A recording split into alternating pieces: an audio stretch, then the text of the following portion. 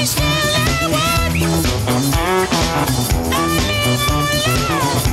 everybody, welcome to another edition of Blue Collar Sports Talk. I'm Daryl, going to give you a quick rundown of what we're going to talk about today. We'll start out with Husker news. The ladies basketball team played Wednesday night at home against Missouri State.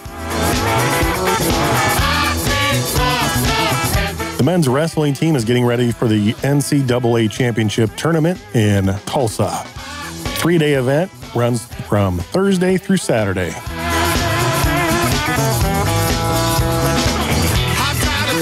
The Husker men's baseball team moved this upcoming weekend series versus Nicholls to Manhattan, Kansas.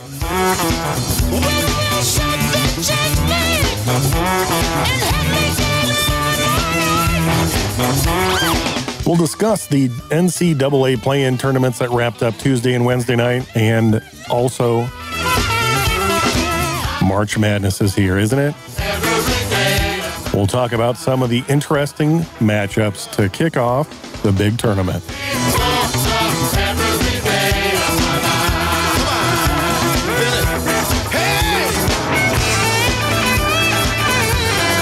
We have a full slate of NBA games. Friday night, Warriors at the Hawks. Celtics at the Trailblazers.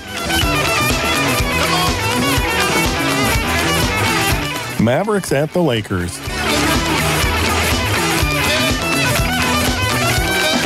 Saturday, a fun matchup of the West powerhouse Nuggets headed out east to take on the hard-charging Knicks on noon on Saturday.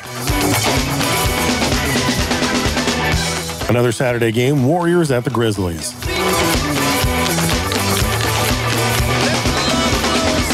The Celtics are headed to Utah for a game at 8 p.m. on Saturday.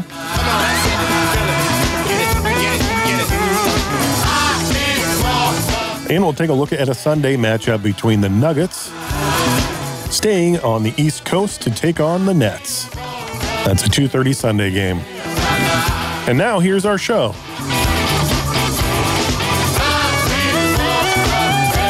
Hey everybody, welcome to Blue Collar Sports Talk. It's Thursday. I'm Daryl.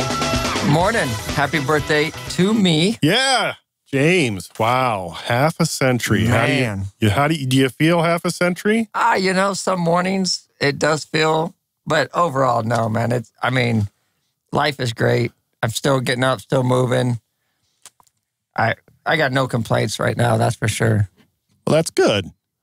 Life is too short to have complaints, isn't it? Yeah. Oh, and you know whose birthday is today? I just found out on SportsCenter. Joel Embiid. What? Yes. I was like, I don't dislike the guy except that he's on Philly, so I dislike the guy. But if he was on Boston, I'd really love the guy. Yeah. So, great player, love him. But yeah, his birthday's today also. Well, happy birthday, Joel Embiid, and anybody else sharing March the 16th. Yeah. Roger isn't able to be with us today, so if you're wanting to hear his silky delivery, we apologize. He's helping his family out. So we'll jump right into some Husker news.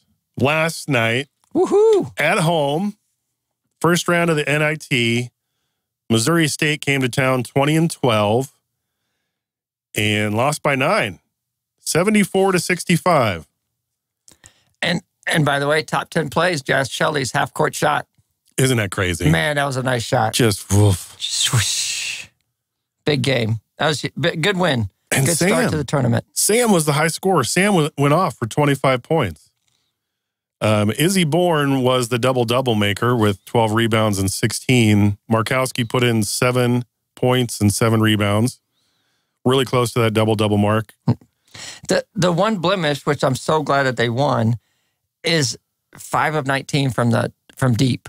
So it's nice to win shooting bad, and then maybe next game they clean it up and they need those threes and they can hit them. But that was not a good deep shooting night last night. And to get out-rebounded 47-36 and still come out on top. Yep. Yeah.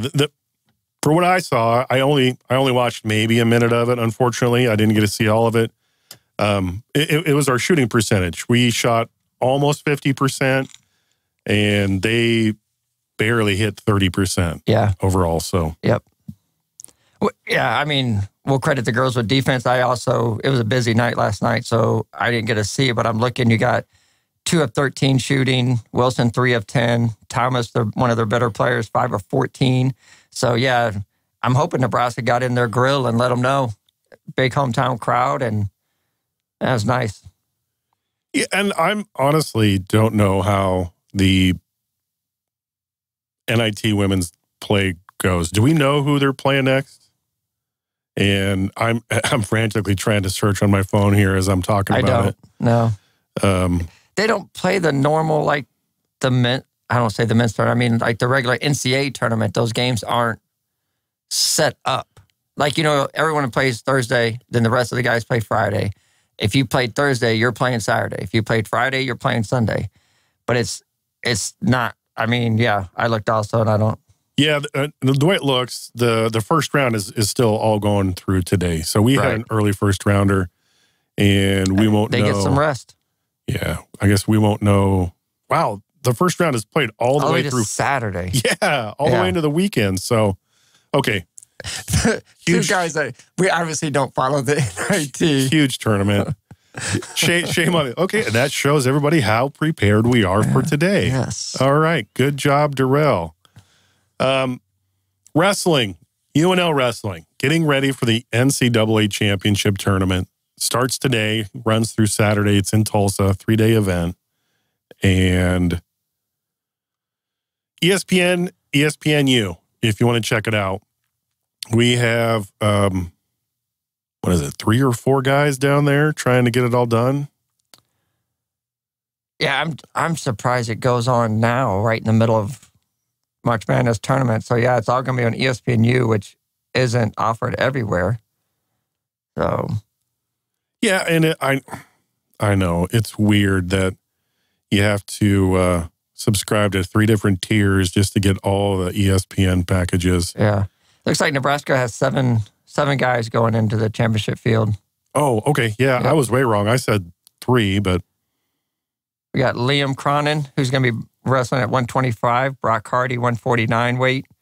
Peyton Robb, 157. Bubba Wilson. My bad, Bubba. My bad. 165 weight class. Mikey Labrilla. Lenny Pinto. And Silas Allred at the 197. He's our big dog, of course. Wish all you guys the luck, and let's knock this out. Yeah. Again, Silas Allred. Granted, he's from Indiana, but can you have a better Husker name than Allred? Yes. I mean, he picked the perfect school. I love it. Yeah, and the Big Ten boasts 5 of the top 10 seeded wrestlers. You got Iowa's Spencer Lee, Penn State's Roman Bravo Young, Iowa's Real Woods, Penn State's Carter Starkochi, and Michigan's Mason Paris. So stacked NCAA championship wrestling, Big Ten representing, and Huskers. Let's go. Yes.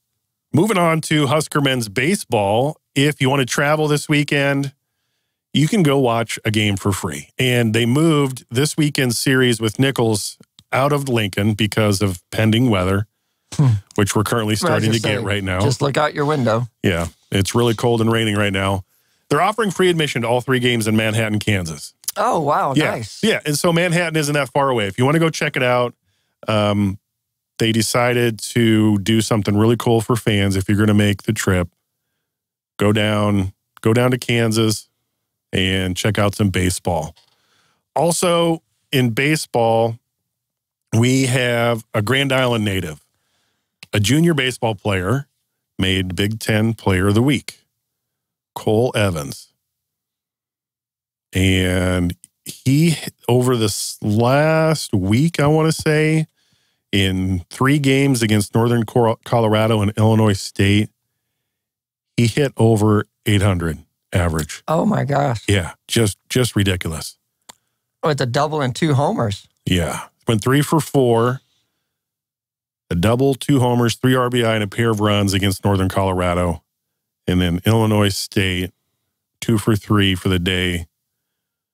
2 more doubles to add to that total. Yeah, right. So he is putting out a ton of offense at the plate for us. That's what I like to see from those juniors and seniors. Little leadership, let them know, carry the team a little bit till the young guys start hitting better. That's solid hitting right there. And James, I apologize, I didn't put it on the list, but our Lady Huskers beach volleyball team, they're in Hawaii. They are in Hawaii, and they had a rough match against number 9 Hawaii. They lost them, and to welcome them back to the mainland, they're stopping in San Diego for more warm weather tournaments. Oh yeah, that's just terrible. Yeah, I feel for them. I brought this up because Maddie is playing basketball right now. She didn't get to experience the Hawaii trip. Right. Okay. So how does she make this all work? She is playing 2 sports at the collegiate level. She still has to take collegiate classes. What is that? Like half of the year spent? And now she's in a tournament. Now she's in a tournament. Right. So it's still a lot of practices, a lot of, studying on top of class, on top of getting ready for the next team. Yeah, I mean, I guess on that side of it, maybe it's better to stay closer to home playing basketball than going to Hawaii. But in the classes, but spring break's right. And she's young, so I guarantee she has her phone with her all the time. So she gets to see all of her friends in Hawaii having fun. I mean, so that's got to play into the mindset a little bit. Yep. Kudos to her for doing 2 sports at the collegiate level. Like, wow.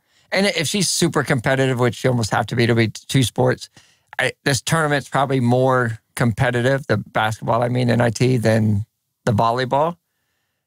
So, I think she's right where she wants to be, mainly because this is huge, Yeah. I feel in my mind that part of her is like, oh, I'm missing out. Right. Oh, I'm missing out. Yeah. My coach, I almost said coworkers. My teammates are in Hawaii having fun, just having a blast. Yeah. And I get to see it on all the social media outlets. Yeah. Having a blast, and then they mix in some volleyball here and there, and then have a blast, and then mix in some volleyball. Yeah. Yeah. All right, back on topic, Daryl. The Big Red Volleyball Beach team is going to be headed back to the mainland. They'll stop in California for 6 final matches. They'll play San Diego. So if you want to travel, if you have the ability to travel, go to California. They've got 6 more matches along the way before they get back here.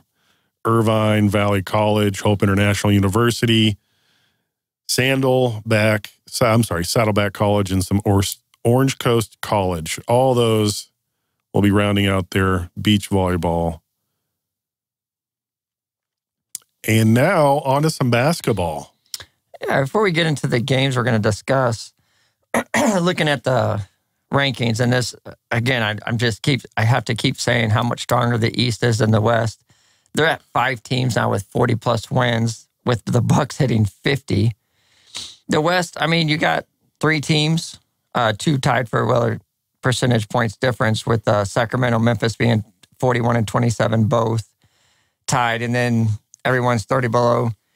I was really going to come in here and give the Lakers some love, and then they laid an egg against Houston last night, which really surprised me, as well as they were playing basketball.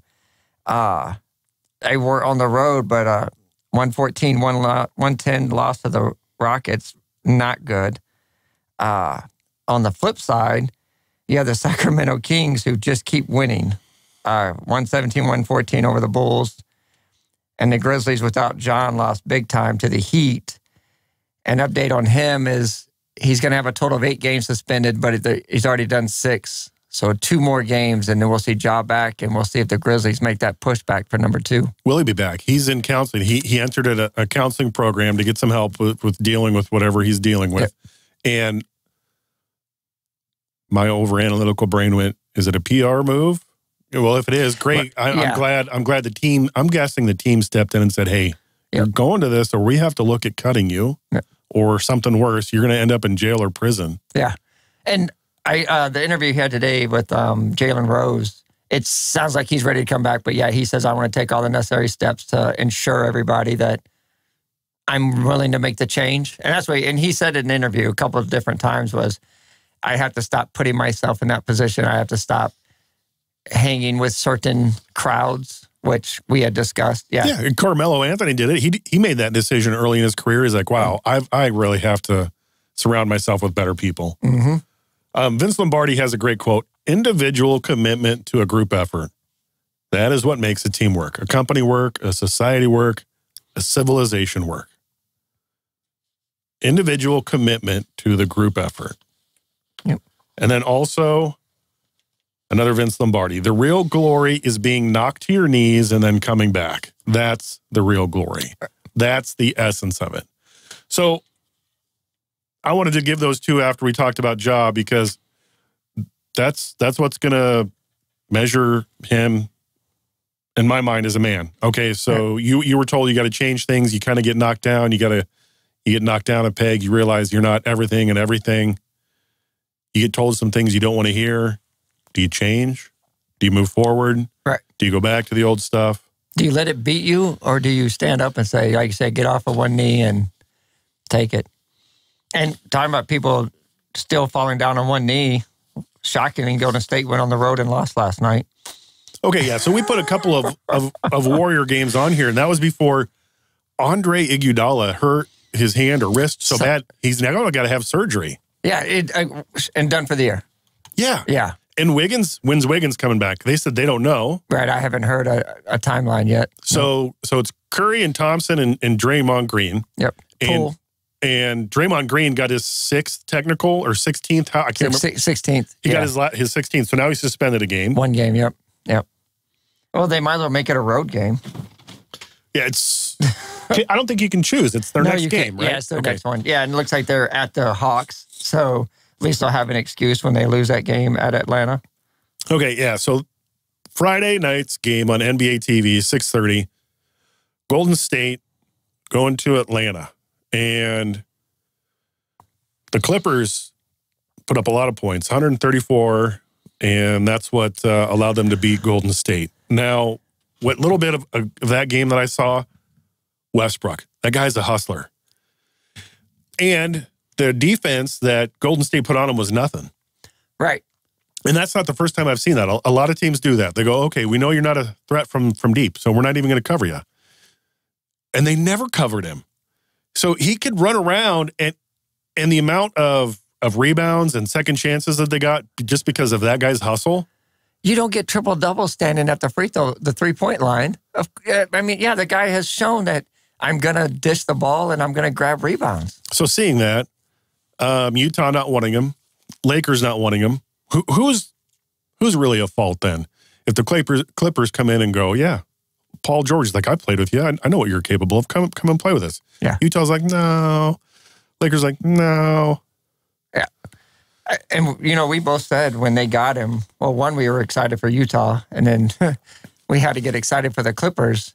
And I'm really excited. And granted, it wasn't off to the great start. They lost 4 or 5 straight, with him in there. But once they figure it out and get it going and figure out how they're going to run the offense with people not guarding him or guarding him, I think the Clippers can be a force in the West.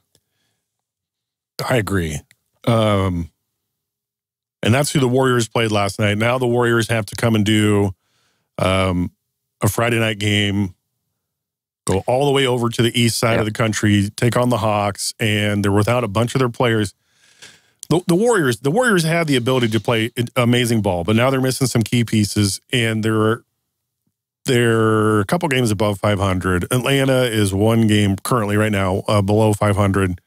I really think the tables have turned. I think Atlanta now has a better chance with a different coach, right? That same core of continuing and getting better in their season. Yeah. I don't know if the Warriors and the West Coast can get that done. I mean, they could, but I don't know. Yeah, I said Atlanta's sitting right at that number 8 spot, right around 500, holding off Toronto and Washington. Washington's not making much of a push, but Toronto's playing some good basketball here and there. They'll go through 2 or 3 game stretch.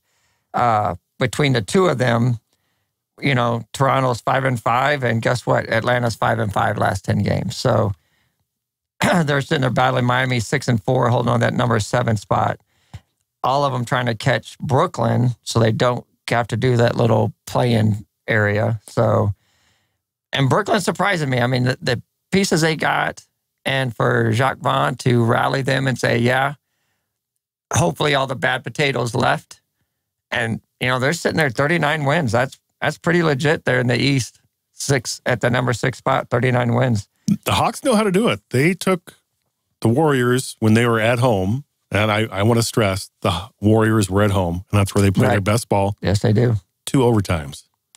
Nice. 143 to 141, the Warriors won their last one. Now, this one's in Atlanta, and I know this is an East Coast, West Coast, or I should say Western Conference, Eastern Conference matchup, but it is East Coast, West Coast, whatever. Yep. It's still huge. It's still fun to see because you don't necessarily always get to see potential matchups of East and West in playoffs until the finals. So this is, for me, a fun matchup. And it'll be a telltale sign to see the strides that Atlanta is making with their new coach and seeing if he can get all of his players on board.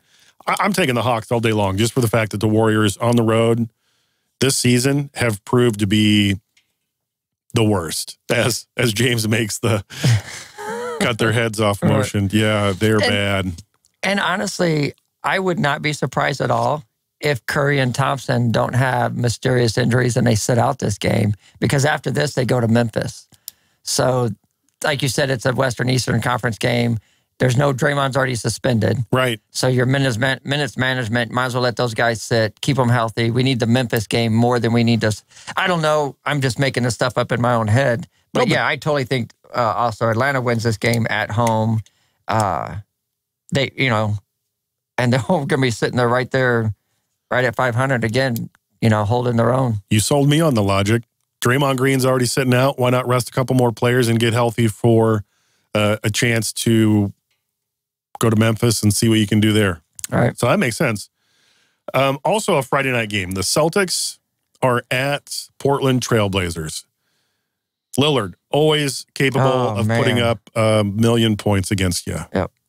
And the Celtics, as of late, aren't really dominating, focused. Right. Is how I'm seeing it.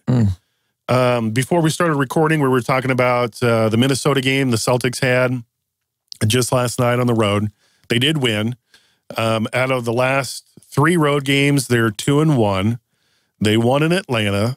They lost in Houston, and somehow Houston can flip on that switch and decide to play really good, or flip that switch off and be like, I just can't wait to go home and play some video games. Yeah. I mean, they beat Boston, then they just beat the Lakers, to the best franchises. So, yeah.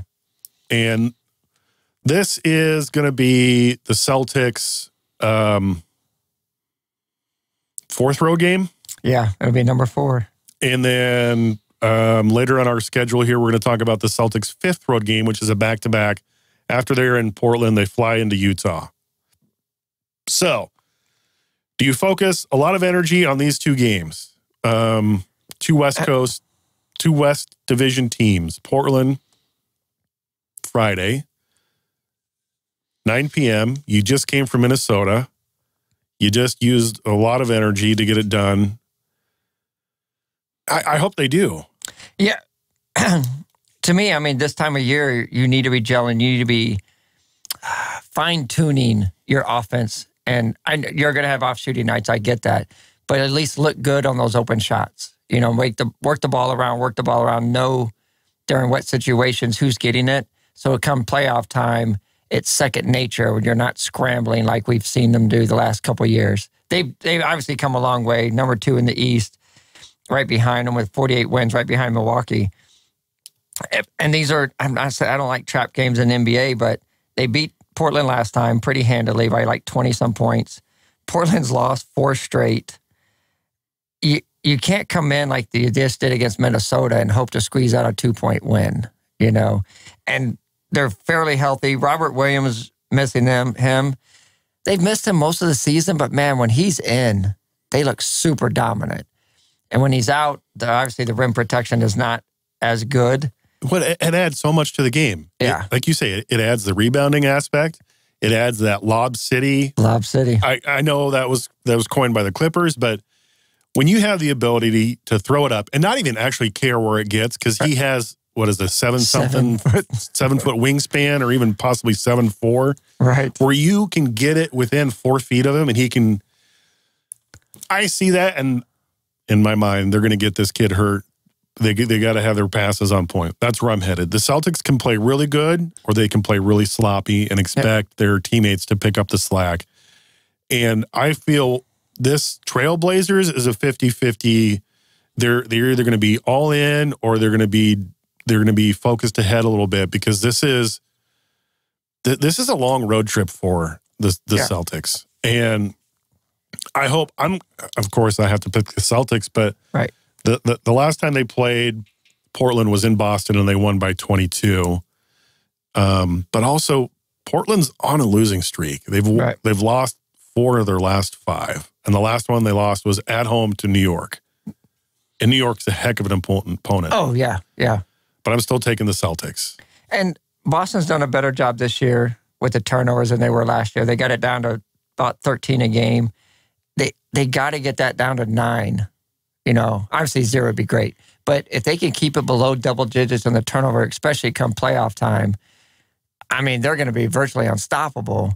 They get in their own way a lot, especially late in games, second half of games, where it could be 3-4 possessions in a row, and it's a travel, a step out of bounds, and an errant pass to Robert Williams where it goes over his head and out of bounds. And you're just like, what? You know, now that 10-point lead is 7, 6. Yeah, that's sloppy play. Yeah.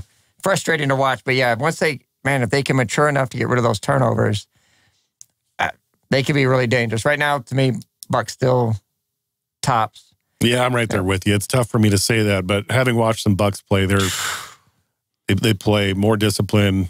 Very disciplined. Very physical. Right. And they have the mental aspect, the mental toughness to get it done. And sometimes the Celtics just get frustrated, and you can see it. And the other team, specifically the Knicks, have kind of owned them on that portion of the game.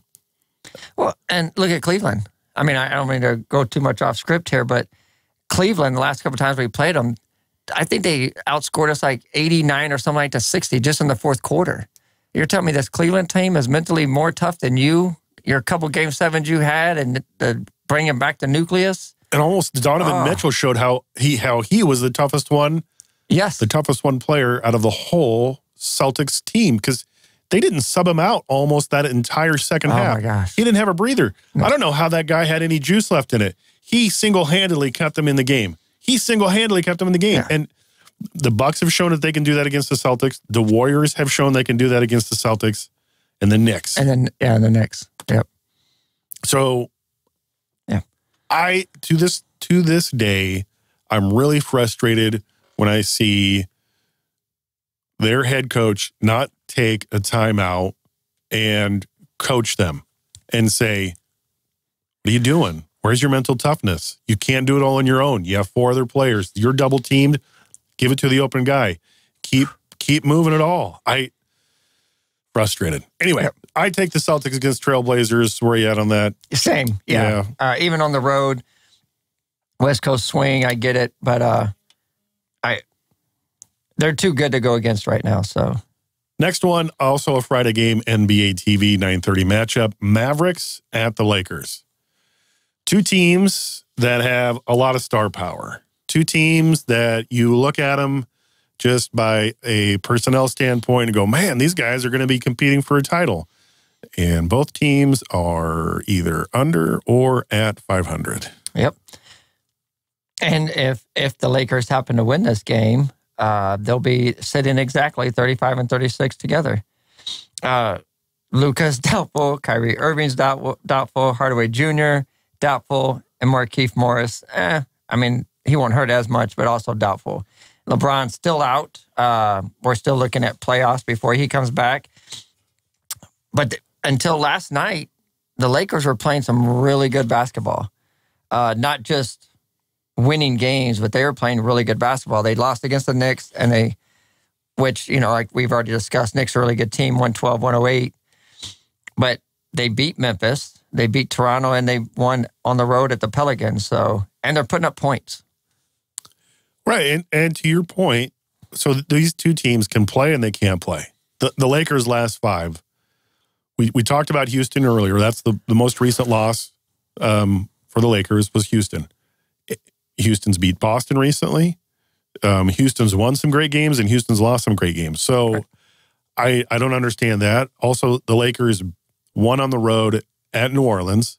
They lost to the Knicks, which is easily believable for me because the Knicks are a heck of a team. Yeah, and that was a really close game down to the end. It was. I remember that one. At home, the Lakers beat Toronto and Memphis. And now Dallas, you are on the road in San Antonio, and it takes you to overtime. At home, you lose to Memphis. On the road, you lose to Memphis. On the road, you lose at New Orleans. And then you win at home against Utah. Up and down, up and down, up and down. Yeah. And kind of like the Westbrook thing with Clippers. They're trying to figure it out with Kyrie and Luka, but oh, wait, they're not even on the field the court. They keep having minor injuries or, nagging pulls or strains. So I don't know if they play. It is on the road. So far, the Mavs have won 2 out of 3. This will be the 4th game, so this will be this last game of the series. Lakers won the last one, 111-108 in Dallas, and now that was in February. So now we get about, a couple weeks later. I don't know. I honestly would see them sitting Luka and Kyrie and see what happens in this game. And if the Lakers win, I don't think they really bat an eye at it because they'll be sitting at the same record, and they would have split the season series with them. So I'm taking the upset. I think the Mavs are the underdogs in this one because they're on the road and they're potentially sitting everybody in the mascot.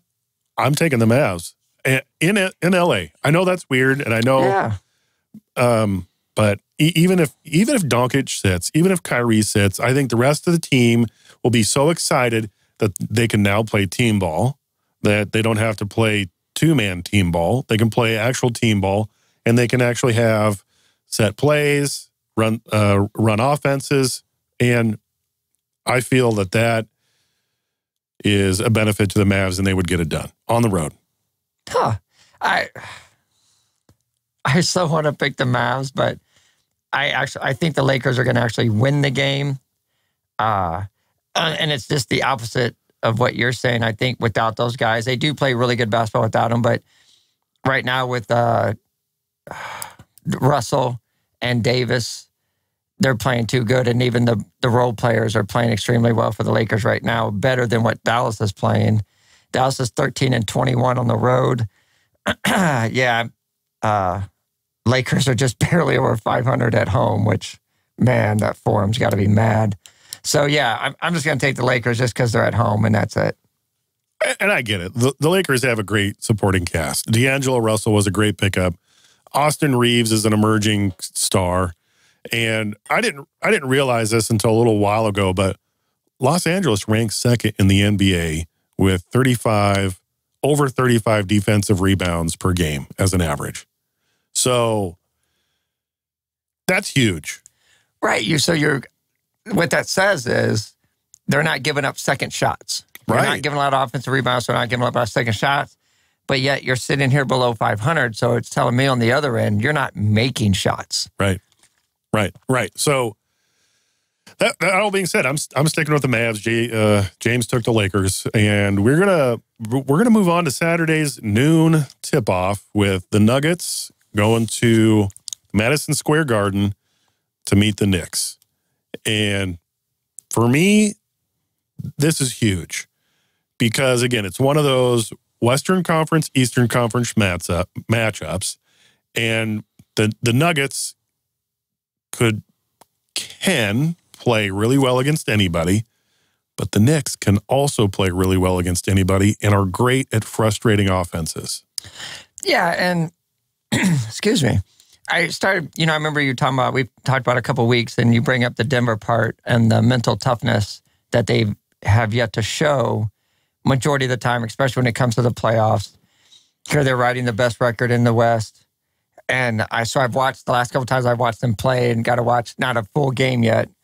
And you can see it. I don't want to say I'll tell Denver fans that they just seem to go through the motions, but a lot of times it honestly, when you're watching them play, it's almost like We just really want to get to the postseason. If you don't mind, can we just erase these last however many games? It looks like they're playing without any passion. Right. Yeah, exactly. And I'm like, you guys, you need to just like we talked about Boston. Denver needs to figure out their rhythm and get there, because a team like New York, or, flip it around, a team like Golden State could come into Denver and steal 2 on the road because you go through the motions, They're definitely going through the motions right now. If you look at their last 5 games. Right, yeah, that's what I was getting at. Yep. 4 or 5 they've lost. Yeah. And they're not even good teams.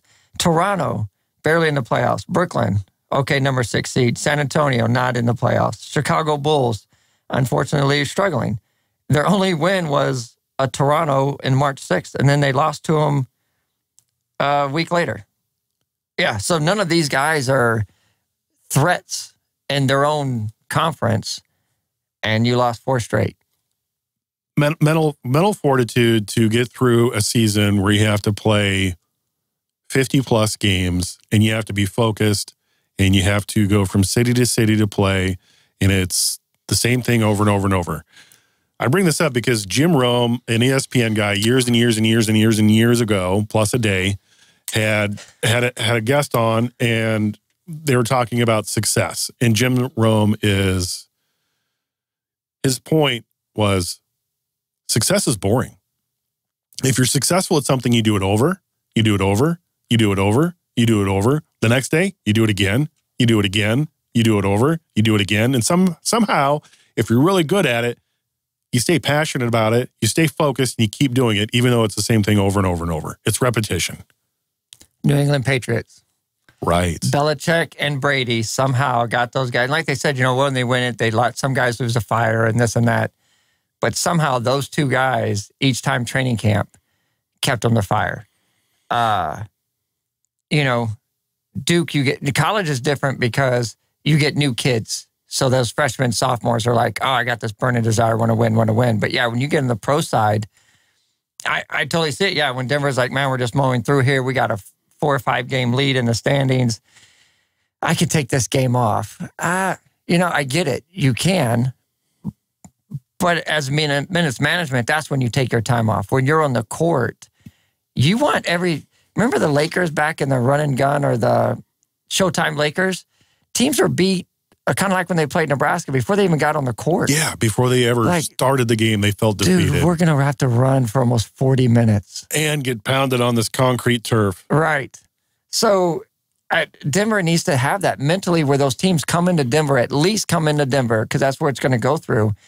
Oh my gosh, dude, Luka's going to put up 20, 15, and 10. Yeah, he is. Jamal Murray's going to go off for 37. How are we going to slowly make them already be doubting? But, and the same thing with Boston. Dude, Tatum and Brown are going to go for 75. And then Horford's going to sneak in 20, and we're going to be down 27-4 by the end of the first 6 minutes. Yeah. I don't see the mental toughness. I don't. With Unfortunately. Jokic. He's 28, and the timeline, the ticker has started, man. You got to get that championship soon. Yeah. And I don't know if he's the answer, but looking at his stats, you think potentially maybe. He's 18th in scoring, averaging almost 25 points a game. He's 3rd in rebounds, averaging almost 12 a game. He's 4th in assists, averaging 10 a game. And his field goal percentage is 63%. Yes. But his mental toughness isn't there. And for me, how I gauge that is when he argues with the ref about a call over a missed call, and he refuses to go run down the court and play defense. He leaves his team on an island where he's complaining like a little kid. I'm bigger than the team. Yep. He's more than likely going to win his 3rd consecutive MVP.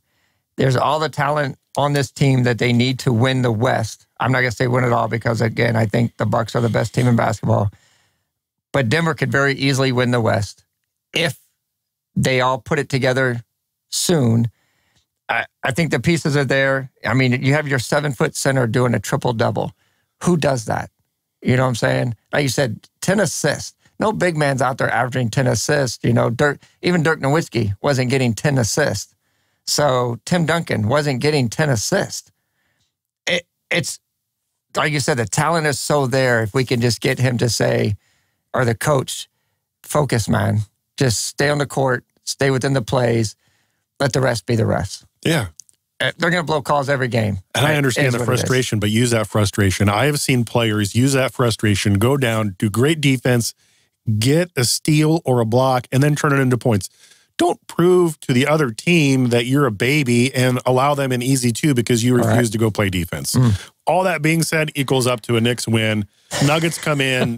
Jokic gets a double or a triple or a double, and they still lose by 4.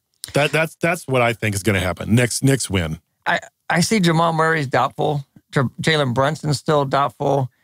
I want to go opposite. I mean, I talk all that, and I just see all the talent on this Denver team. I've watched them play, and I think this is one they get up for. It's a big East team, a big-time East team.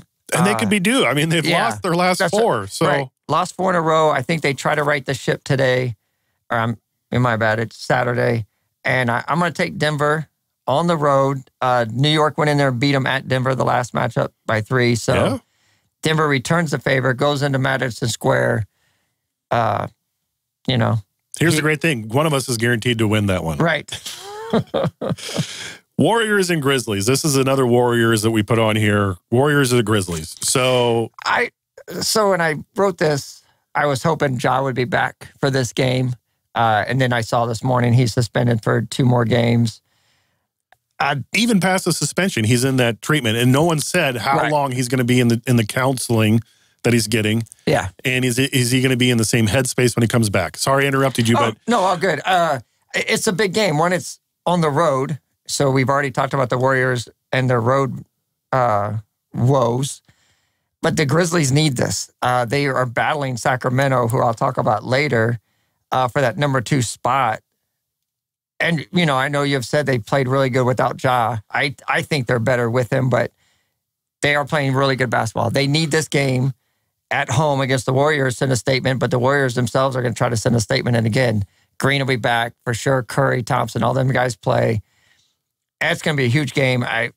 I'm saddened that it's only on NBATV and not on TNT or something, but, I get it. It's the tournament's going to be going on, so it's a Saturday at 7 o'clock. Yeah, there will be tournament games on. ESPN could have carried this, but whatever. So anyway, I got the Grizzlies at home, mainly because they're at home and the Warriors are on the road. I agree. I agree for a couple of reasons. One, they play better team ball without Ja. They are better. They're more electric. They're more exciting to watch when Morant's on the floor. But also, Golden State is pitiful. I said it earlier. I'll say it again. On the road, they are just ridiculously bad. And to that point, the last time the Grizzlies played the Warriors was March 9th. The Warriors scored 110, but they allowed the Grizzlies to put up 131. And those of you guys wondering how bad the Warriors are on the road, and if we're exaggerating, 7-27. On the road. On the road. On the road. They have won 7 out of 34 games. So when we say they're bad on the road, we're not just poking at the Golden State Warriors. They are really bad. It doesn't make sense, does it? No. Going all the way back to the very first game of the season, which was at home for Golden State against the Boston Celtics, so it was kind of like a rematch of the finals. Right. Boston didn't show up. No, they did not. And Golden State continued with their form. They ran, basically they ran circles around Boston. Right. They played their offense just precisely. They were crisp. I don't know if Boston was like, oh man, we love San Francisco. Right. We love it. Oh, go ahead and take the game from us. It's fine. I don't know, but where did all that go when they go on the road? Well, yeah, because at home, 29-7. I mean, even if you're 500 on the road, you're sitting up there with Denver and cruising for, we're number 2, number 3 seed with, the Grizzlies and Sacramento. Yeah, it is mind-boggling that this far into this dynasty, whatever you want to call them, because they did win it all last year. These are the NBA champs that haven't figured out how to win it on the road or bring the mojo on the road. I don't know. 7 wins out of 34, and you're 29-7 at home. I also have to chuckle because Gary Payton, who was with them last year when they won, they let him go, traded him, whatever you want to call it. They let him go. He was hurt. He had oblique surgery. Portland Trailblazers, is that what it was? And then he got traded back. And it's a little bit of ha, ha, ha, ha. On the Portland side, in my mind, they're saying, no, we didn't know. We didn't, right. But he's not going to be available for them potentially until mid-tournament playoffs. Right. And second round, maybe. Yeah. Who's to say Golden State even gets there? Right. So they're missing some key people. Andre Iguodala out for the season. Gary Payton may not play. He didn't get to play with him at all beginning of the season because he was a different team. How do you carry that over into the next season when some of these people aren't with you, and then when you do try to bring them back, they're not with you? Right. So I can see why Golden State isn't that good on the road. But how are they so good at home? I know. Right. I mean, exactly. They don't even have 10 wins at home. I know. I mean, sorry, they don't even have 10 losses. On the road. Right. They don't have 10 losses at home, and they don't have 10 wins on the road. It's Dr. Jekyll, Mr. Hyde. Right. And man, if I was a fan, like I said, if this was Boston, I'd be going nuts. And that was a couple of years ago, Boston really struggled on the road, but they're at least hovering 500. Yeah. This is, wow, amazingly bad basketball on the road. Next game we're going to take a look at deals with. So are you taking the Grizzlies on that one? I'm way taking the Grizzlies. There is no chance in Hades that the Warriors even get a chance to touch them because it's on the road. I mean, I don't bet, but if I were to have a spare nickel, I would throw it on the Grizzlies. Right. The Celtics, this will be their second game of a back-to-back on the road, and they're going to Utah. So not only are they on the road for the last however many days. Yep. So let's take a look at this. March, their first game on the road was March 11th at Atlanta. Yeah. Then they flew from Atlanta to Houston on the 13th. 2 days later, they fly up to Minnesota. And then, as we talked about earlier, they'll fly out to Portland, Oregon. Yep. So, again, another time zone change. And then they're going to fly into Utah and play the very next day. So, not only are they on the road that many days, not only are they not in their own beds, they're also now having to deal with the Utah elevation. Yep. So, you're dealing with road fatigue. You're dealing with jet lag. You're dealing with all the fun stuff of trying to get all the nutrients that you need, and by doing that, the team meals. So that Portland game is 9 o'clock our time. So what is that, 7 o'clock West Coast, 6 o'clock? Oh, okay, yeah. So it's 9 o'clock. I'm sorry. The Portland game is 9 p.m. Central. So that would be 10 o'clock Mountain and. Oh, no, I'm doing backwards. Yeah. Okay, so that'd be 8 o'clock Mountain and 7 o'clock Pacific. So they'll get done 10, get to the airport, out of there 10:30, 11 o'clock that night. That's all West Coast time. Right. So to them, that would be midnight. Right. Then they're going to fly into Utah, and the game in Utah is at 8 o'clock our time, so 7 o'clock Mountain time. So, yeah, I mean, you're looking extremely wore down, jet lagged. And that's why I'm taking the Jazz. Same. And I'm like, I still think they play so many bench roles, so many guys on the bench play. They rotate the minutes extremely well. This might be one, you know what? Tatum and Brown might sit.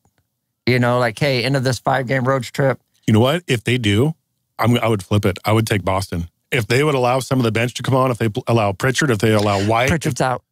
Yeah, I said. Like I said, if. Right.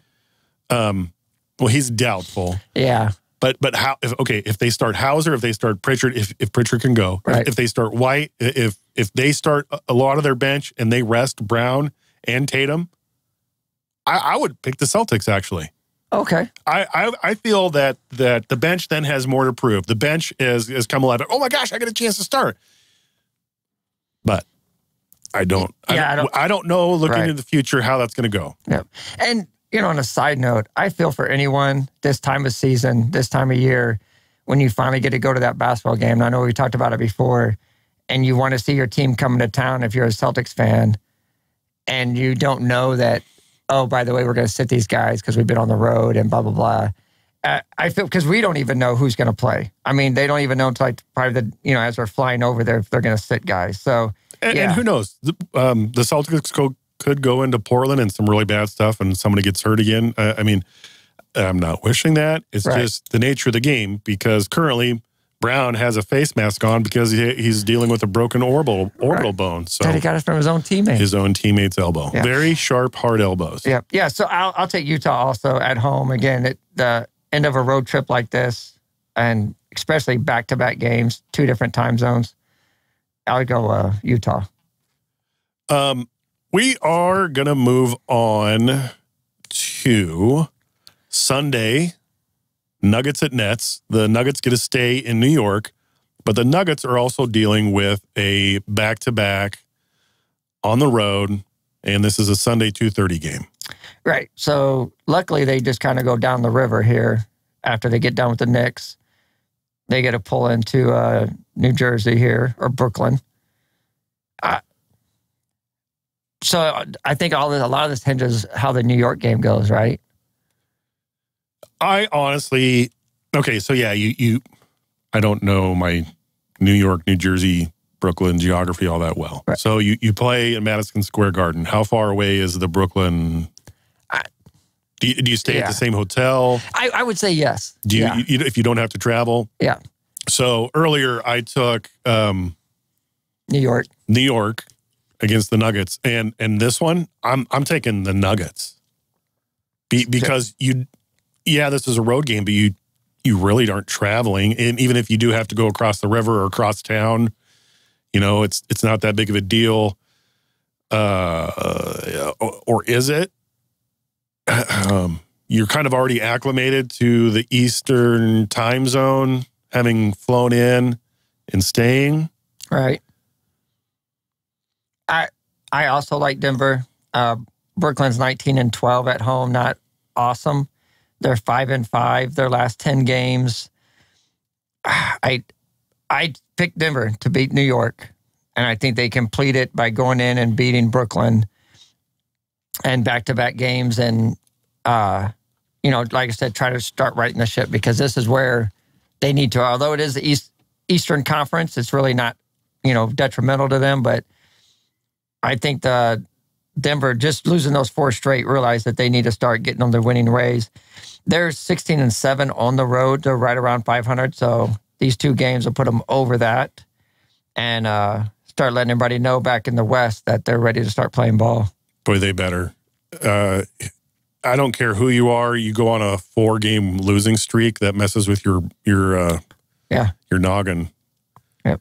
And if they even if they flip it, even if they win against the Knicks and lose against the Nets, just to take one of those out of the New York, but I don't see how the Knicks lose, and I don't see how the Nets win.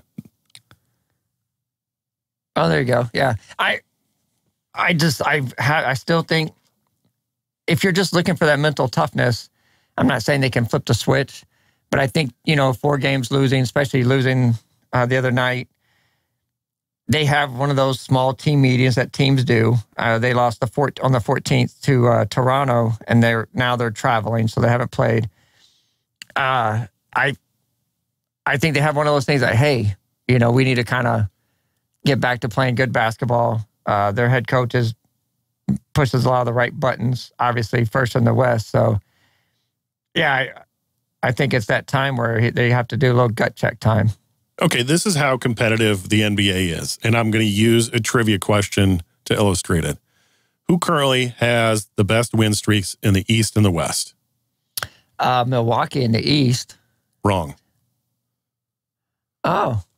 They've only won 2 in a row. Oh, the 70s, you meant current. Current. I'm sorry. I thought you meant who had the best so far during this season. No. Okay, go. Try again. Okay. Who currently is on the best win streaks in both conferences, Eastern and Western? Let's see. I'm trying to think of the teams here. I remember seeing, the Lakers were on a pretty good one, and then they just lost. Okay, in the West, it's not the Lakers, but it's the same city. I'll give you that hint. Oh, the Clips. The Clips are on a 4-game win streak. Wow, only 4 games. Yeah. Now the East. Can I ask how long the streak is? Yeah, 6 games. 6 games in the East. It's He just had a birthday. Yeah, I was about to Philadelphia. Yeah. Yeah, I was gonna say it's not even one of the top teams, it's one of those middle guys. Yeah, he's third. Their team, and by his, I was talking about Joel Embiid, just had a birthday. He shares a birthday with James. They're 3.5 games back of first, but they have the best win streak right now at 6. And the LA Clippers are sitting at 5th in the Western Conference, and their current win streak is 4. Yep. I say this to illustrate how competitive the NBA is. How even any given night, any given team can go in and knock off the top of any conference. And it's fun to watch. It truly is. Unless you're a Nuggets fan and have watched the last 4 games that they lost. And on the flip side of that, the longest losing streak in the East right now is 3 with Charlotte, and they obviously lost Ball for the year with a broken ankle, leg, something. Yeah, they've had some bad luck this year. But down in the West, you have a losing streak of 4 with Denver and Portland, losing streak of 4. You have a couple losing streaks of 3. So, I'm just saying the East is so tough this year. I haven't seen any more news on Kevin Durant. We didn't put any Phoenix Suns games on there. Right. I bring this up because, well, how many weeks ago has it been that the Phoenix beat writer who'd been in Arizona for a number of years and was really sad when no matter what sport, every team loves to go after, and it's unfair to say this, but yet it's true, the over-the-hill athlete. Even though they're young. Past his prime. Right. Even though they're still young, every Phoenix or every Arizona team goes after somebody past their physical peak prime and brings them in. And thinks they're going to be the savior. And now it's Durant. I don't want that for Durant. I like Durant as a player. Right. I don't agree with everything that comes out of his mouth, but no one does. Is it going to be the same story? The only way I disagree on that is the games that Durant has played. Grant, part of being in the prime is staying healthy. I get it 100%. But when he's on the court, he's amazing. Yeah, he's still scoring in bunches. He still distributes the ball. He still rebounds. He plays extremely elite basketball.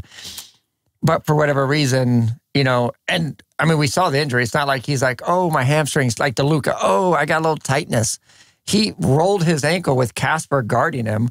And, Casper being the mean ghost that he is, rolled his ankle, stepped under his foot.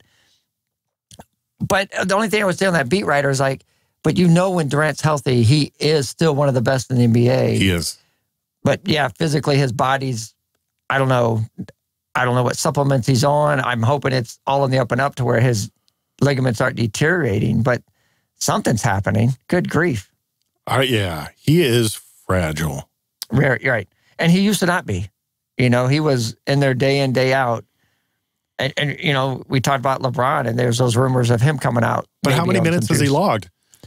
So you and I at work have discussed this. And this is cross sports, and I brought it up as a football running back. You have X amount of snaps as a football running back in the Big Ten. You get to the NFL, your longevity probably isn't there because you've used a lot of your health in college. Zeke.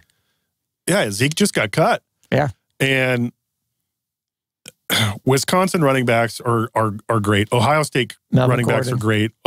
And even Husker running backs, when our prime, are great. You get to the NFL, Amon Green is the exception. That's right. Your longevity isn't there because you've racked up X amount of attempts. You've been hit by max semis running into the defensive line. So, yeah, this is basketball, Daryl. Get to your point. The minutes that Kevin Durant has logged, he wasn't in college that long, but the minutes that he's logged in the NBA is a lot.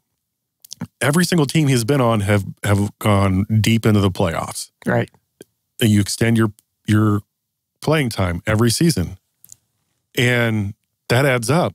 Yeah, he's a 35-minute-a-game guy when he's healthy, yeah. We are machines, if you think about it, and machines wear out. So that's my question. Is he at that point where, he had the Achilles injury, he's had some dings up here and there, and now, as you put it, Casper the Ghost tripped him up and ruined his ankle. Right. So, I think he still has a lot to offer. Excuse me. Only, he had never been on my team, but I've always liked Kevin Durant coming out of Texas. Tall, lanky kid. And, he reminded me a lot of Tim Duncan, but as a better shooter. Tim Duncan way more filled out. He wasn't obviously as small as Durant. But Durant's, okay, so Durant's your Sean Kemp that can score from anywhere, but he has a jump shot. Yeah, he's not as, the rim. He's not as fragile as the Odom. Right, no. Oh, no, right. But my question is, I'm wondering, is he at that point where you've got to really restrict his minutes, or you got to warm up better? You got to... Yeah, maybe Phoenix is good. Maybe mid him down to 25, 30 minutes. Don't have him. But, come playoff team time, it's going to be hard getting him out the game. So now what? What do you... Hey, we can't have you warm up. Right. Hey, I know you and Casper have a thing going to warm up, but we're not going to let him guard you anymore while you warm up. For you to warm up, we have to sit you in the sauna to get your muscles at working temperature. Now I'm just making fun of the poor guy. I feel sorry for him have to sit out like that because of that injury. Yeah. Moving on, but we're still staying in the arena of some basketball. College hoops. What a fun time to be a college hoops fan. Yeah. It all starts today. Matter of fact, it starts in roughly a half hour. For those of you that did your brackets, good luck. I think last time I saw, ESPN was almost at 14 million brackets. It doesn't count CBS, Yahoo, all those other ones. Oh, you're fine. You're fine. Keep going. So the tons and tons of brackets that are out there, obviously never been a perfect bracket. There's some people in the past that have only missed 2 or 3 games, which to me is amazing. Your early 11:15 CBS game, West Virginia, Maryland. Great battle, Big 12, Big 10.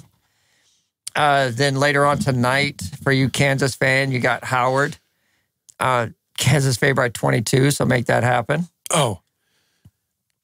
Arkansas, Illinois also tonight. What if they don't? How embarrassed are you if that happens? Not winning by 20? Just not even getting out of there with a win. Because I throw that out there because it could potentially happen. I've witnessed some really bad meltdowns, and I hope they've got that all out of their system. Right. I'm not worried about Howard with Kansas. The next couple of rounds, I mainly, which Kansas team shows up. Bill Self is back, so maybe they'll, they didn't do great in the tournament. Maybe it's because Self wasn't there. I don't know. But yeah, if Kansas only wins by 7 or 8 points, if I'm a Kansas fan, I would definitely be worried. I see them running away with this game easily in the first half. They got 3 above average solid players there. Yeah, to me, it's one of the easier picks, picking Kansas over Howard. Jalen Wilson, top 2, top 3 pick if he goes to the pros. So Roger sent me a text earlier in this week, and he was filling out a bracket, and he put upset alert, Oral Roberts over Duke, and I'm like, what? But what if it happens? But also upset alert, Arizona State. Arizona State's coming off a huge win in the play-in tournament, and they're playing TCU. And Arizona State has the potential of just ruining my bracket because I have TCU going deep. For some unknown reason, I'm thinking Big 12 basketball is tough this year. But yeah, and I agree. Arizona State looked amazing last night. And, it's kind of like in the first round of baseball, Roger, you know what I'm talking about here. When a team plays that first early round game, they're warmed up, ready to go, and they get in the next round like Philly did. And, oh, my gosh, they're ready to play ball. They already had like that warm-up. Arizona State just had their warm-up game, and they're going into TCU fired up, pumped, and, almost hitting it. Here's TCU hasn't played in a week or so. So, yeah, it could be ugly. TCU is still really strong, but Arizona State looked really good last night. They did. And Arizona State has played some really good teams lately. Yeah. But they can also just get whooped because a number 2 seed Arizona about 6 days ago beat them pretty handily, 78-59. So that being said, I don't necessarily see Arizona State knocking off TCU. Right. And that game's tomorrow. There's so many games to cover, so we didn't pick any specific game when it comes to the NCAA tournament. It's just fun to see it start to kick off. Yep. And Big Ten fans, you got Illinois, got Arkansas at 3:30. That's a really good thing. Iowa has Auburn at 5:50. And then a lot of them play today. You got Northwestern, Boise State. That one's going to be a battle. I think Northwestern could take them at 6:30. Later on tonight, another big one, Penn State, Texas A&M at 8:55. So Big Ten can really make noise tonight, taking out a couple of SEC teams. A couple, Arkansas, by the way, has made Elite Eight, I think, 3 years in a row. So, what do you think of the Big Ten matchup with Big 10, Big 12, Maryland, and West Virginia? That's going to be a tough one in my mind. It's going to be tough. I West Virginia's Maryland, defense is... Yes. I've watched West Virginia battle Kansas hard, and obviously watched Maryland play a few times, and I'm like, I like Maryland. Big C had his birthday on Monday. Happy birthday. He's a huge Maryland Terrapin fan. I took Maryland as that one. Those 8-9 matchups, it's almost a flip of a coin. So, yeah. It's going to be tough. Right. They're both really good. Just West Virginia recently lost to Kansas, handily beat Texas Tech, won a close one against Kansas State, beat Iowa State. Somehow Kansas has got their number, but I mean, Kansas can play really well at any given time. But let's see, February 25th, they only lost by 2. And on the other side, Maryland can play with anybody as well, but also lose some games that you think, wow, they should really have won that. So who do you have your Final Four? Oh, my Final Four is ridiculous. So I have Texas winning it all. Oh, okay. Yeah, and that's different. It is. I have Kansas State and Texas in the finals. So I have Alabama meeting Kansas State, and I have Texas meeting UConn. I have an odd bracket. Yeah. I filled out a couple of them, but the ones I can't remember, and that way I don't mix them up too much.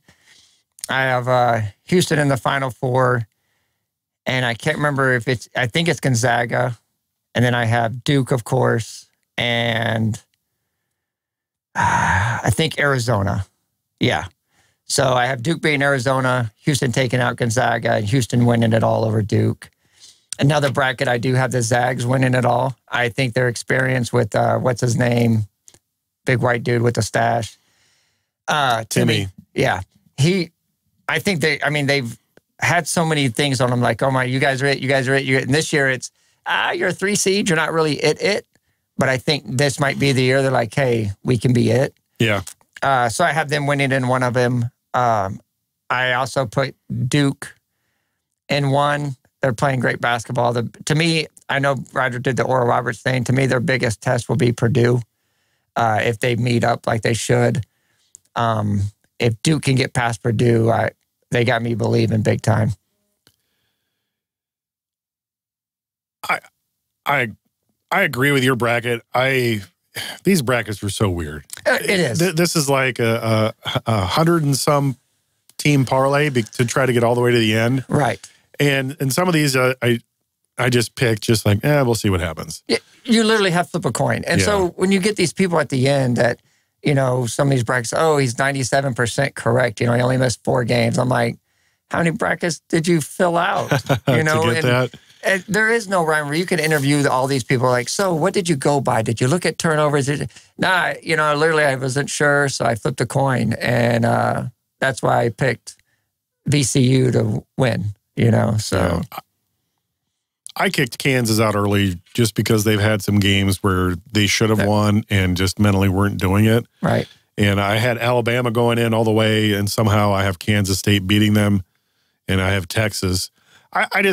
I feel Texas might have the most mental toughness of any team, having dealt with having lost their coach, and then and not necessarily lost is the best way to put it, but they changed coaches, and the kids are still playing really good ball. Yeah, won the Big 12, and they played. You're right. I had them going pretty far.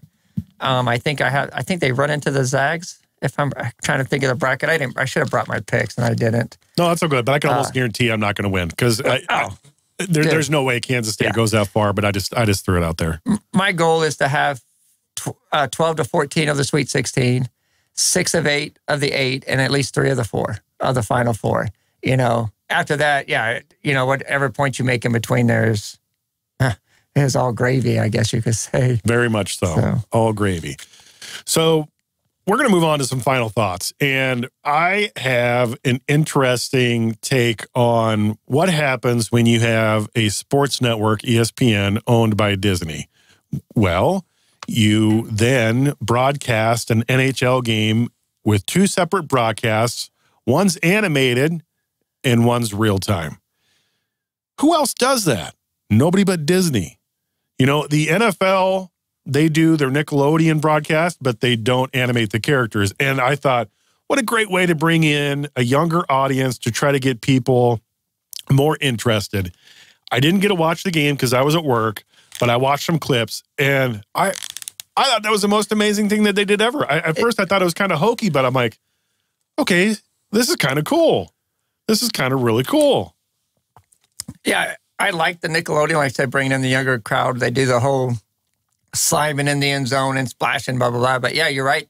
I saw some of the hockey they were talking about, and it was almost like you're playing a video game, but you're not. Yeah. And it was the players, like you said, animated. It was easier to follow the puck, for sure, in the animated side of it. So for people trying to get into hockey, you could kind of see it and see the play develop because they move so fast. And it wasn't, I picked one little clip to watch that ESPN threw up, and the animated wasn't true 100%. And what I mean is they showed a scoring play. They dish it like 2 or 3 times, and one of them does a quick flip behind him, and you don't pick that up in the animation. Right. Yep. So to me,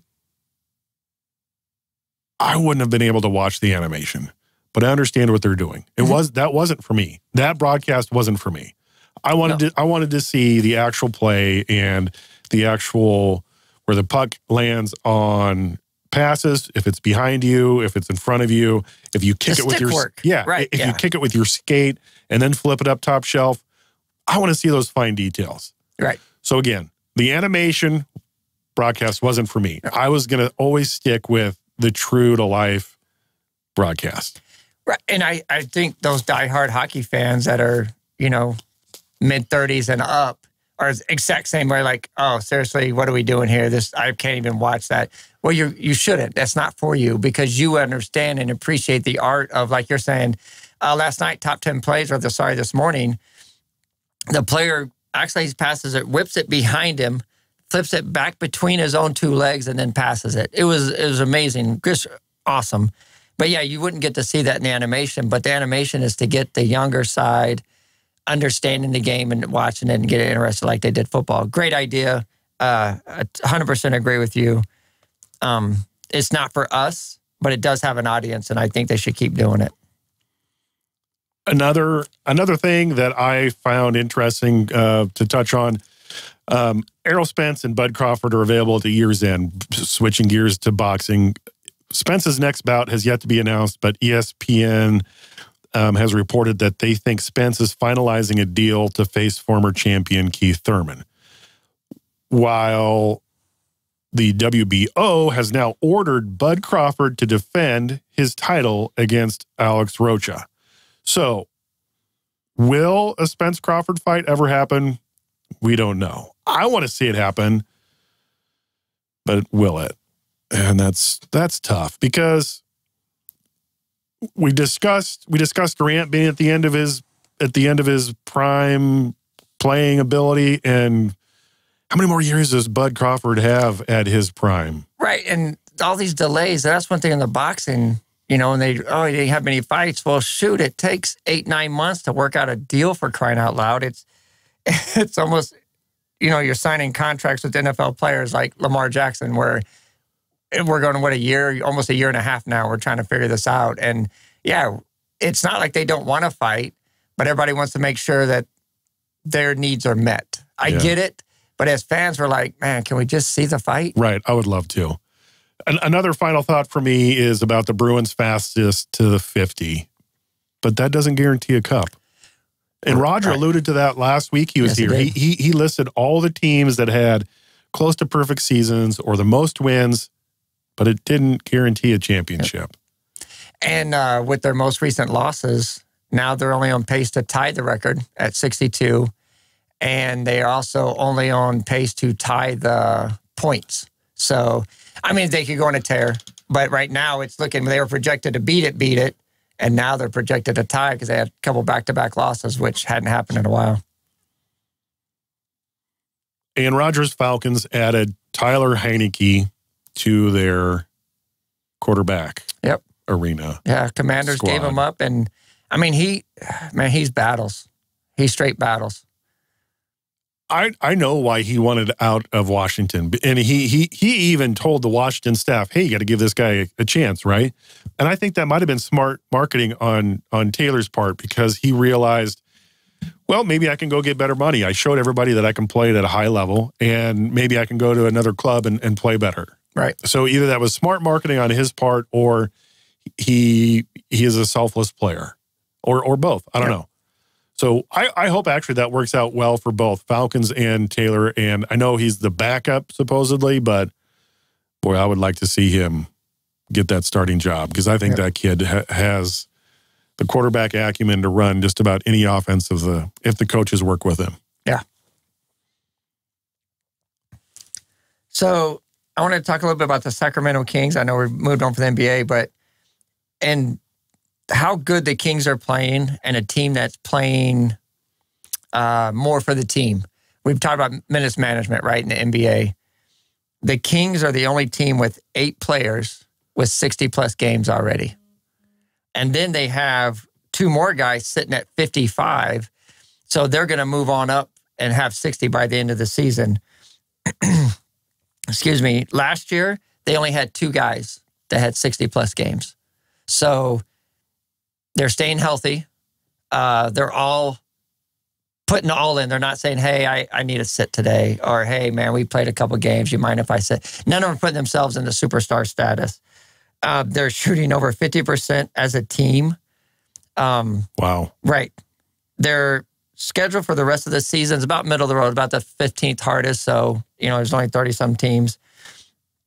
And their road and home is equally the same. I mean, it's 20-13, 21-14. So, like I said, they're tied right there with the Grizzlies. We haven't talked much about the Sacramento Kings. A lot of times we're doing our games, we had not put them on it. They've really put me on notice. I've watched and seen some of their games, some of their highlights, and started reading up on them.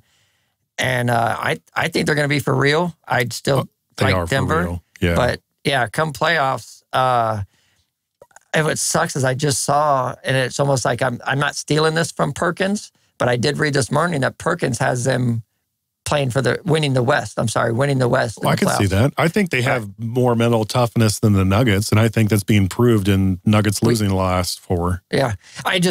This was all, you know, like I told you earlier this week that I want to do something on Sacramento, because I think they're a team a lot of people aren't giving a lot of love to, and they definitely deserve it. Yeah, for anybody out there who just wants basketball, watch Sacramento Kings play. They score a lot of points. They don't turn it over. They have a power forward, by the way, triple-doubling. He's already got 10 on the season, Sabonis. So, yeah, I like them a lot. What a great pickup, Sabonis. Yeah, and I kind of compare them to being Boston of the West, where you have some superstars, but as a team, everyone comes out every night and plays. Like I said, dude, they have 8 guys with 60-plus games. When you look at all the other teams, you're looking at 4 or 5 guys, 3 or 4 guys. Some teams barely have 3 guys with 60. So, yeah, 8 guys, and then by the end of the season, they're going to probably be at 10, which is impressive in today's I need to rest my pinky toe. One more final thought, and this is for Roger. I won't give it the same flair Roger gives it. I'm not even going to say that I'm going to deep dive into it and give you the best analysis, but Roger loves the World Baseball Classic, and I understand why. Japan is one of those teams that plays baseball almost perfectly. It's very fundamental. Move the ball or move the runner over. Don't worry about getting homers. Just do everything fundamentally correct. Japan won earlier this morning, and also Ohtani hit 102 mile an hour in their win against Italy. They won 9-3. So if you get a chance, watch the Japanese in the World Baseball Classic. They put on a heck of a show. But also the United States are advancing to the quarterfinal, where we will take on Venezuela, and this will be on Fox on Saturday, I believe, the 18th. Yep, 6 o'clock. Is that right? Yeah, 17th is Friday, 18th is Saturday. So here you have tournament games going on, and Fox is like, hey, take a peek at us. We're going to have the U.S. versus Venezuela. Venezuela's really good. Venezuela's amazing. It's not going to be an easy win. The U.S. had a nail-biter last night, a 3-2 win over Colombia, where Trout hit the 3-run homer. Pitching for the U.S. has not been great. And the runs, again, only 3 runs. That bugs me. That's one of my things I was telling you earlier, is like their loss, they got 4 runs late, but pretty much was held to 1 run for a long time. The U.S. with that lineup has got to score more, got to help out that pitching staff. And Saturday, yeah, they might want to plan on 6 or 7 runs. Pitching. I didn't realize, and Roger gave me an education about pitching in the World Baseball Classic. You can only pitch, what is it, 60? 65. 65. Right. And they're lenient because if you're, I'm sorry to cut you off, but if you're in the middle of a batting sequence and say your 65th pitch went and it counts 2 and 2, they don't make you do a change right there. You're able to finish that batter. But still, right. But one, that's tough to win when you only are allowed a 60-ish point pitch count. Right. Because in the majors, you can go to 100 or plus. Right, and I like that for the fact that a lot of these are MLB players, and they're trying to save their arms and shoulders and elbows for the Major League Baseball. Right, but on that, right now, what we have to realize is it's not even April. So this is what they actually do in spring training, is like Garrett Cole, when he pitches in their little Cactus League or whatever, they only pitch 2 or 3 innings because they have to warm up the arms. So like you said, it's 65 now. The next round, they can go 80, and then the last round, they can go 90-some pitches. So it's like you said, it's a build-up, but this is kind of like what they exactly do in spring training, where they'll pitch 2 or 3 innings, and then they'll pitch 4 or 5 innings, and then they try to get them to 7 innings before the season to loosen them all up. Yeah, my outlook was, man, that's got to be tough to plan a win, because you're only allowed X amount of pitches, and you can't go deep into it, especially if you're on a roll and you're going hot. Hey, save that guy's arm, sit him down. Yeah. But he's pitching a no-hitter. Yeah, I know, sit him down. So I mentioned earlier, if you wanted to watch Japan, you have to wait until Monday. Their next game will be on FS1, 6 p.m. World Baseball Classic is in full swing. It's awesome. It's great baseball. Some of the best around the world. And you got Puerto Rico, Mexico tonight. And tomorrow. Tomorrow. I'm sorry, Friday. Yep. 6 p.m. FS1. Yep. Yeah, no games tonight. But yeah, 6 o'clock tomorrow night. A really good game. And then you follow it up with the United States and Venezuela. So, excuse me, yeah, there's some good games. For me, it's going to be tough with the basketball tournament going on. That will have most of my attention. So, Roger, I need you next week, buddy. Come on in. Go ahead. I do. XFL, I know I keep talking about it. They do have a game on tonight. Again, the best team in the XFL, the Houston Roughnecks, 4-0. We'll take on, for you Cowboy fans, what's that quarterback's name? Good grief. Denichi. Yeah, he was like their third stringer they had to use after Dak went down and then Cooper Rush went down. He's the Seattle Sea Dragons quarterback. They're sitting at 2-2. And then the next games will be 2 on Saturday and 1 on Sunday. The DC Defenders and Houston Roughnecks still rolling in at undefeated records. Honestly, neither defenders got tested early, but lately between Houston and DC, it's crazy. And Houston don't have a big name quarterback. They have a really good one, but their defenses, especially the defenders' defense, is something else. So we'll have to see. But yeah, again, try to catch a game. Some really good football. You got to kind of get past the all access because like I said they talk over each other. But some really good games are played over there. And again, some of these NBA guys or NFL guys, like I saw the quarterback Huntley, Ravens try to put a thing on him as a restricted tag or whatever you want to call it. And he's playing in the XFL. So even though they're playing XFL, we can still see him in the NFL. Huntley is playing in the NFL. I didn't realize that. Yes, he was a late pickup by the Vipers, the Vegas Vipers. He's doing really well. He's got them playing good. They're just having some bad luck on some games. But yes, he is a quarterback over there now. Like I said, late pickup. He wasn't an original draft. So some NFL news. Aaron Rodgers is saying he wants to play for the Jets. He's actually come out and said it now. Yep. And also all the rumors that Tom Brady might come back and if and where. So with that being said, I'm going to give you a Tom Brady quote. Tom Brady said, "I didn't come this far to only come this far. So we've still got further to go."